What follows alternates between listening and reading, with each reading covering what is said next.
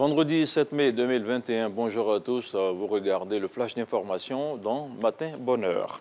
5 ans après sa création, le Conseil national de la consommation a finalement été installé par le ministre du Commerce et de l'Industrie. Il est composé de 32 membres et il permettra d'assurer la protection des consommateurs et à renforcer les capacités à défendre leurs intérêts. Le reportage de Lanciné Bakayoko. Le gouvernement, plus que jamais, se mobilise pour créer de nouveaux outils de régulation économique. Les 32 membres du Conseil national de la consommation qui prennent fonction devraient conjuguer compétitivité des entreprises de production et renforcement de la protection des consommateurs.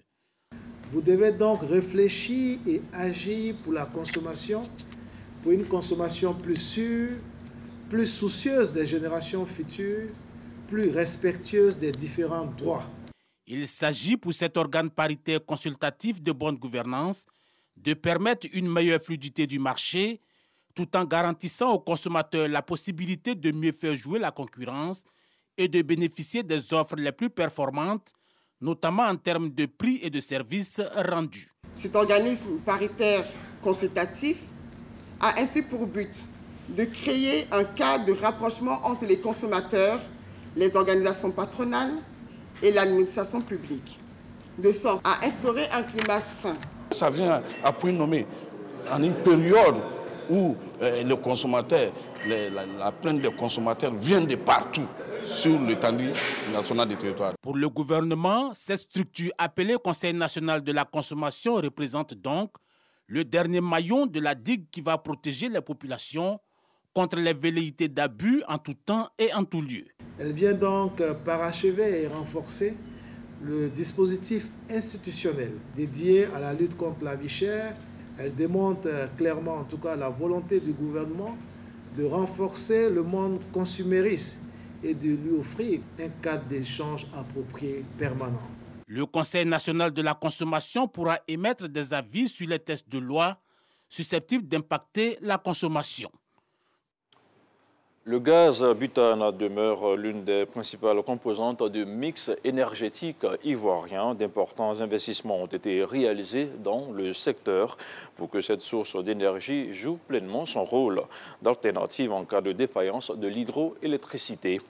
Notre reporter est allé à la découverte de ce système de production d'électricité. Le gaz comme solution durable à la crise énergétique, c'est une idée de reportage de Jean-Luc Mambo. Des barrages hydroélectriques pour la production de l'électricité, mais également des centrales thermiques alimentées par le gaz naturel. Nous utilisons le gaz naturel qui provient des opérateurs gaziers. Et c'est ce gaz naturel-là que nous allons transformer pour produire de l'énergie. Donc, ce sont les turbines à gaz qui permettent cette transformation. Mohamed Traoré est directeur technique dans une des 4 centrales thermiques du pays. Bien que dominant dans le mix énergétique, la production de l'électricité à base de gaz reste peu connue et son process relativement complexe. On va faire une combustion au niveau de ce gaz-là. Il sera ensuite détendu au niveau de ce qu'on appelle la turbine elle-même. Et cette turbine étant accouplée à un générateur, on pourra ainsi produire de l'énergie électrique. Maintenant, le fameux gaz de combustion qu'on utilise pour faire tourner la turbine à gaz, au lieu de le mettre à l'atmosphère, on a fait ce qu'on appelle un cycle combiné. Donc on va récupérer ce gaz de combustion-là, on va l'utiliser dans une chaudière de récupération pour chauffer de l'eau. Ça va produire de la vapeur et cette vapeur-là, on va ensuite l'utiliser pour faire tourner, cette fois-ci, une turbine à vapeur qui est elle-même également accouplée à un alternateur qui permet la production d'énergie.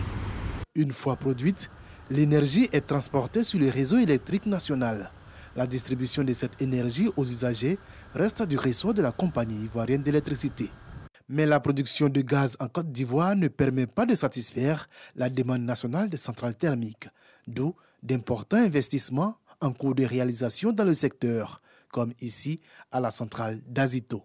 L'équipement de production qui est en construction maintenant fait partie de ce programme qui a été conçu depuis de longues années et il prévoit donc des mises en service d'équipements, de nouveaux équipements de production de sorte à couvrir la demande en énergie qui est croissante et qui permettra de régler définitivement tous les incidents que nous rencontrons ça et là, compte tenu de la situation du moment. En attendant de faire évoluer le mix énergétique dans le sens des énergies renouvelables, avec notamment la construction de nouveaux barrages hydrauliques, les centrales thermiques restent l'une des principales solutions à la production de l'électricité et à la satisfaction des besoins des populations.